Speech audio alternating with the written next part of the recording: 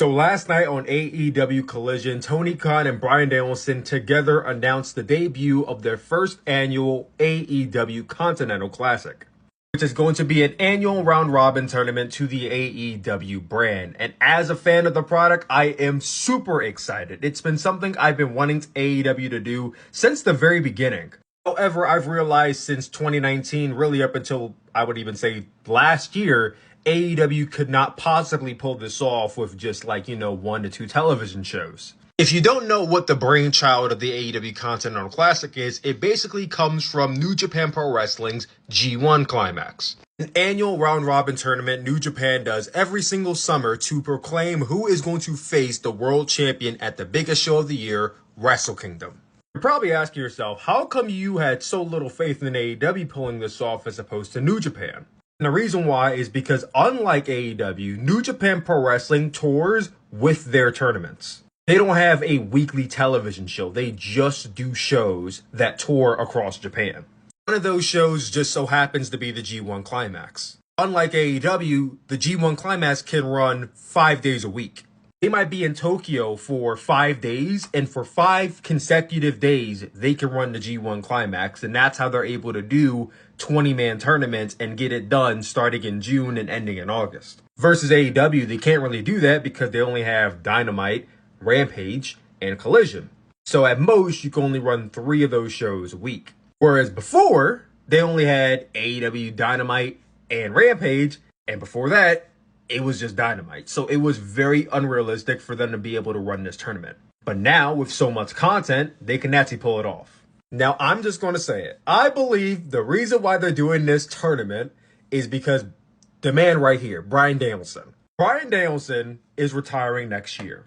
And he is likely never going to go to New Japan and perform in their G1 Climax. No matter how badly us fans want that to happen, it's not going to happen. And the closest thing Bryan Danielson is going to get to a G1 Climax is AEW doing one. I'm not saying he is the only reason why, but I think he's definitely a main reason why this tournament is happening. Because he probably wants to do this before he hangs it up. And again, fans have been begging for this since AEW started. And you're probably asking yourself, Sooplex, how does a AEW Continental Classic work? So first things first, AEW Continental Classic that's a mouthful. I'm sorry, I'm not saying that. From now on, I'm going to call the AEW Continental Classic the E1 Classic. I mean, it's just fitting, right? G1 Climax, E1 Classic. Come on now. I think they should just go with that instead of the AEW Continental Classic. There's a lot of words. It's a lot of vowels, a lot of syllables. I'm just going to call it the E1, okay? So AEW vaguely explained how the tournament is going to work. And way back in the day when I used to watch and review New Japan, I watched the G1 Climax 28, G1 Climax 29, G1 Climax 30, all in its entirety and reviewed it on my channel. Because of TV Asahi, those videos no longer exist, but I still have my existential knowledge of New Japan and how these G1 Climax tournaments work. So let me break it down for you. The AEW Continental Classic is going to be featuring 12 wrestlers. Now you're probably asking yourself, how is that going to work? Because most elimination tournaments only work in sequences of 2. 2, 4, 8, 16, 32, 64, you get the point. Well, the reason why it works is because this is a round-robin tournament. A round-robin tournament does not work like a single elimination tournament. Let me give you an example. So this right here is your standard single elimination tournament. You have 8 people, right? You have the quarterfinals. 1 faces 2, 3 faces 4, 5 faces 6, 7 faces 8, and then they move on depending on who wins all the way to the final round. A round-robin tournament works a little bit differently. Actually, a lot of bit differently. See, now you can have the same amount of people, but just imagine a tournament going like this, where you only have 1, 2, 3, and 4. Now, 1, 2, 3, and 4 are in one block. They're all going to face each other at least once. 1 will face 2, 3, and 4. 2 will face 1, 3, 4. 3 will face 1, 2, 4, so on and so forth. And on the other side of the tournament, you're going to have 5, 6, 7, and 8. 5 will face 6, 7, 8. 6 will face 5, 7, 8, so on and so forth. So in a round-robin tournament, you take an even amount of people, this being 12, cut that in half, that being 6, and now you're going to have 2 blocks of 6 people. Those blocks of people are going to face off one time. Every single match they have, they accrue points. If it's going to work like a G1 Climax, then the point system is going to go like this. A win of any kind, the wrestler will get 2 points. A loss of any kind, the wrestler will get no points. And a double DQ, double countout, or a time limit draw, each wrestler gets 1 point. This is going to go on from the last week of November into the duration of December. I would like to assume that one block will take place on AEW Dynamite and the other blocks will take place on Collision and Rampage.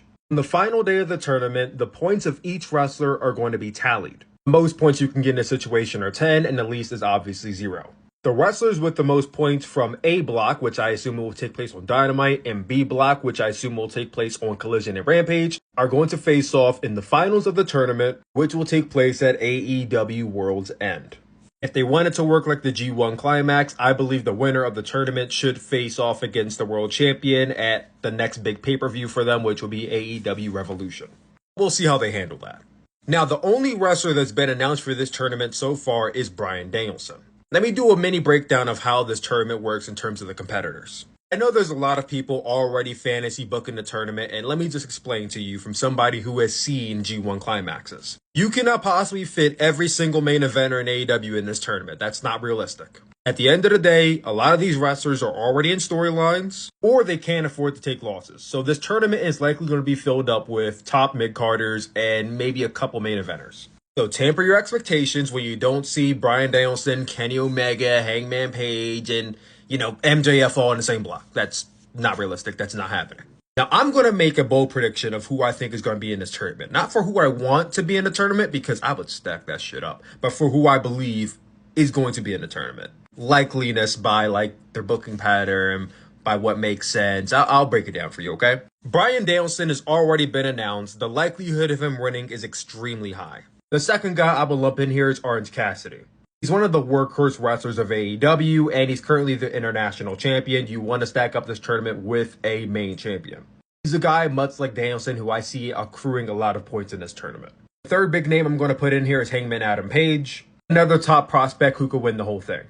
This one's a big toss-up, but I can totally see them putting in Adam Copeland. I know he's talked loosely about going to the G1 Climax, but I doubt it at his age. This is the closest he's going to get to it, so I think Adam Copeland likely is a contestant in here.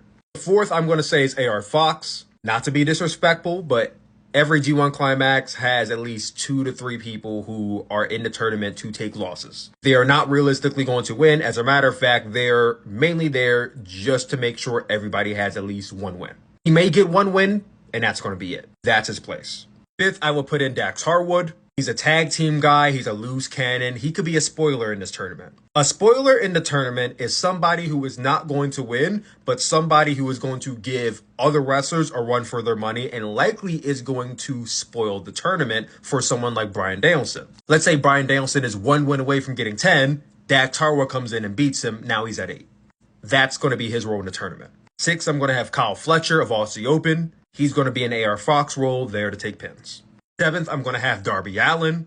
Kind of need a high flyer in the tournament. Not really, but just to spice it up. That way it's not all heavyweights. Number 8, I would have Jon Moxley. I think there's a big chance he and Orange Cassidy might be in opposing blocks or probably the same block. And he's a main eventer guy.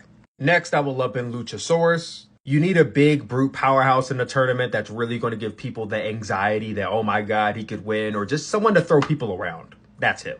And another big guy to throw in here is going to be Powerhouse Hobbs, who I believe should be a spoiler in the tournament. And usually the last contestant in the tournament is like a big surprise, somebody from outside the company who will not win, but, just to pop the crowd. And I believe that should be Katsuyori Shibata. He's already in the Ring of Honor brand, so you already have him at your disposal. And he has that G1 Climax experience, so this is the way to go. You got to get Shibata in the tournament. A block would consist of Bryan Danielson, Adam Copeland, AR Fox, Darby Allin, Luchasaurus, and Powerhouse Hobbs. That's a pretty stacked block if you ask me. And B block would consist of Orange Cassidy, Jon Moxley, Hangman Page, Dax Harwood, Kyle Fletcher, and Katsuyori Shibata.